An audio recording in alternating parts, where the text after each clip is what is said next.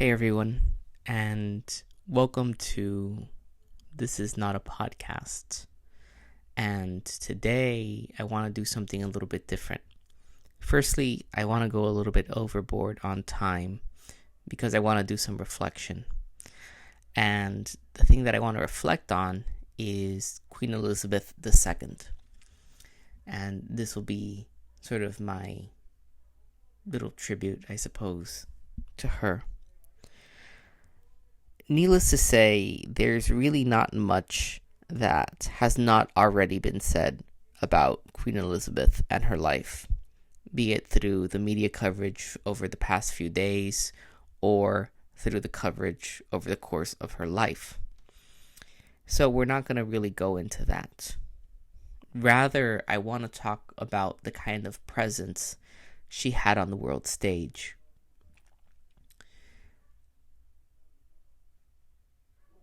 My country, Puerto Rico, is not part of the Commonwealth, and we've never been part of the Commonwealth.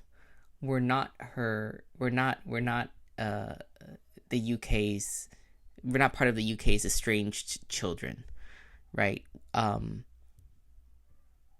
Historically, we were part of, I suppose, the Spanish Empire, and Spain had a monarchy. So, if anything, we're supposed to be, I suppose, closer to these people. In this case, I suppose King Philip of Spain. And yet, I can't really tell you much about King Philip. I know very, very little about him.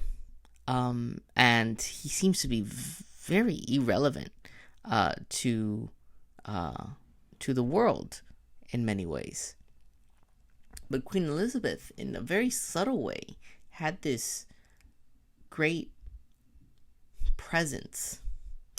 And possibly that presence, that consistency, and the implications of those were what made the reputations of those around her, these people that we're now seeing coming into the forefront, much more difficult.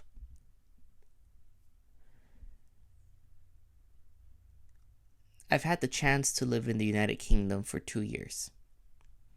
And certainly the happenings in Congress, in their parliament, are very important. They have an influence on things that happen and things that you hear in the news and the things that you talk about, depending on which circles you're in. But the influence is there. We know what Boris Johnson's thinking about. We know what lots of MPs are thinking about. We know what different subgroups within the major parties are thinking. We know how certain people vote and why they vote, especially when it came to Brexit. And yet, this monarchy, right? So this constitutional monarchy has a monarch whose opinions we just know nothing about. And people didn't really talk much about the Queen as far as I can see, but there was a great admiration for her. And I've definitely had conversations where people have pointed out that she's lived a life of service. And then the question is, what exactly is she serving? So, on the one hand, you could say that she's serving the people, and that I can understand in the sense of being this example to others, being selective in when she speaks, being consistent in the way that she presents herself, being friendly towards everyone, right? Putting one's energies in things like charity, helping those who need the most help. On the other hand, of course, you could say, well, maybe the people actually help her more than the other way around. the royal family does seem to need um, funds from the people, taxes. And there's some, relationship there where they put themselves out. Uh, People are interested, so they'll pay money for different things, and then the royal family gets a cut of that money, which their presence generates. So the people pay for things that then the royal family uh, gets money from. So in a way, what they do kind of feels like a show, you know.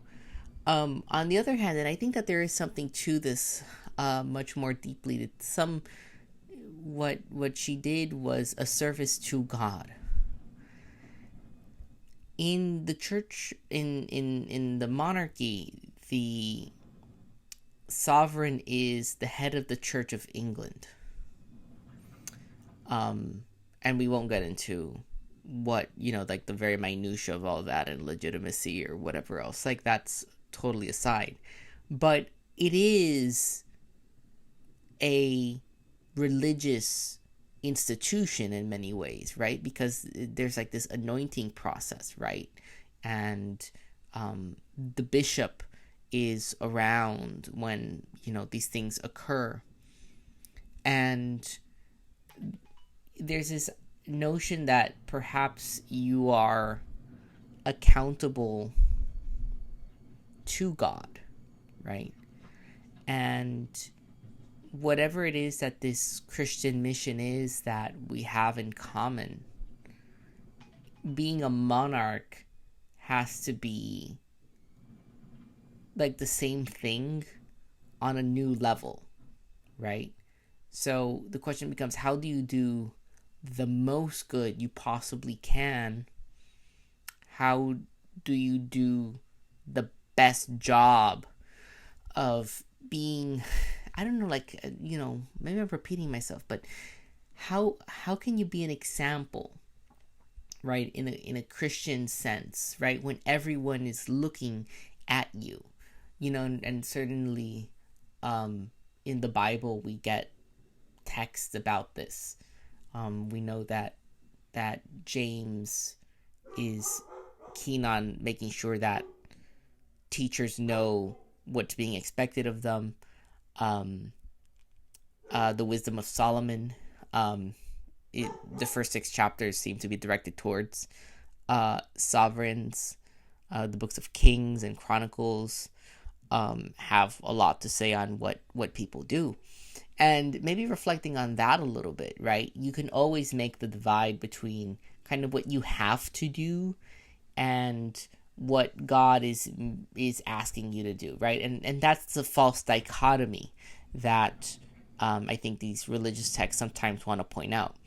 That you can't pretend like being a good person and being a sovereign who fulfills his or her duty are two different things, right? You have to trust God in this, that by acting virtuously, people will follow suit, people will follow your example, and that society will be able to move forward. And perhaps in this modern era where a lot of the things about like how do you move the country are not part of the monarch's day to day, you can just focus on this other thing, right? How are you a good person, right? How do you help people? And I think that over a 70-year career, that example became infectious. The idea of listening, the idea of having a family, right, and enjoying your family, even the things of not taking yourself super seriously, because it seems like the queen was a very good humored person, um, and being, you know, for lack of a better word, a little bit silly, right? People have their little foibles.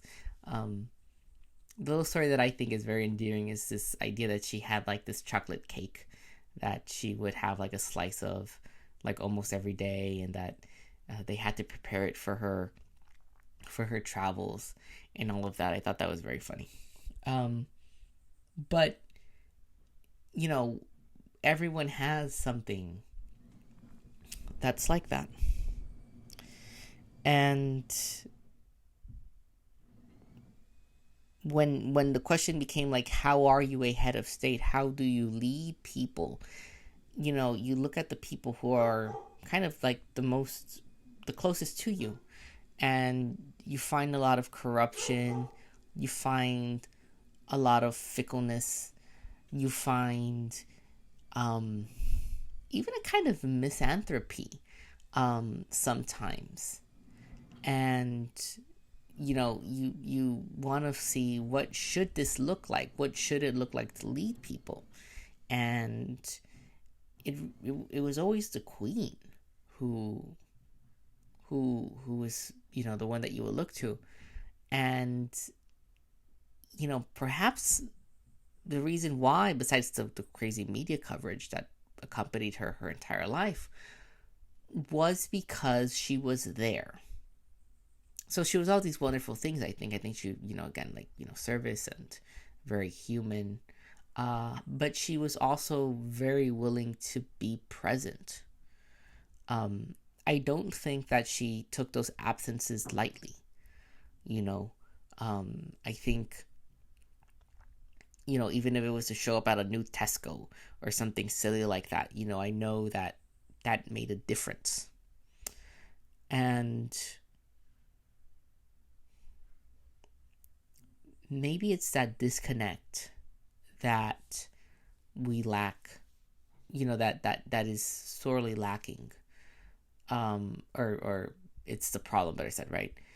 The When we need to be leaders, we want to separate ourselves from the people somehow. I think that's a mistake. um I also empathize with people who want to act this way, because knowing what troubles people and the responsibility of having to do something about it is a very heavy toll on a person. And I don't think that the queen was um, a stranger to this. She could only do so much, right? Um, and certainly, whatever change she wanted to effect would go through a bureaucratic system. But it wasn't something that she could just, wash her hands of and say, well, someone else is going to have to handle this.